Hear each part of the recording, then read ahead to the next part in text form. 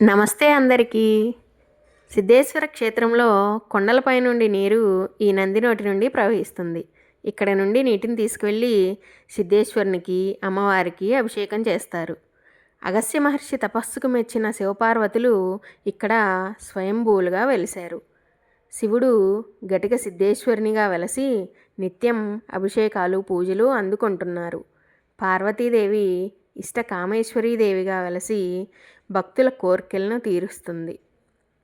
కార్తీక మాసం సందర్భంగా ఒకవైపు అమ్మవారి ఎదుటన ఐగిరి నందిని నందితమేదిని విశ్వ వినోదిని నందినుతే గిరివర వింధ్య శిరోదిని వాసిని విష్ణు విలాసిని జిష్ణునుతే అనే మహిషాసురమర్దిని స్తోత్రాన్ని నాదస్వరం వాయిస్తున్న సంగీతకారులు, మరొకవైపు సత్సంగాలు. మీరే వినండి.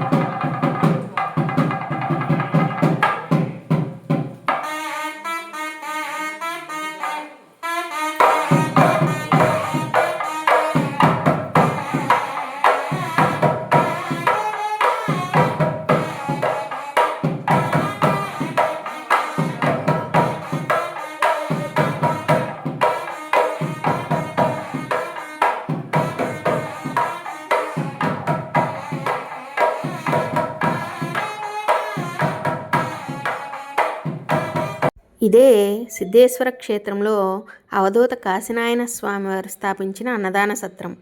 ఇక్కడ నిరంతరం అన్నదానం జరుగుతూ ఉంటుంది. కాశీనాయన ఆశ్రమాల్లో ఎక్కడా ఆకలి అనే పదం ఉండదు. ఎందుకంటే ఆకలి అనే లోపే అక్కడ భోజనం సిద్ధంగా ఉంటుంది.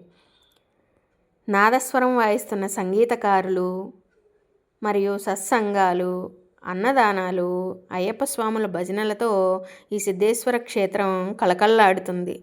ఇంతకీ ఈ వీడియో మీకు నచ్చింది కదా? అయితే వీడియోకి లైక్ చేసి ఛానల్ సబ్స్క్రైబ్ చేయండి.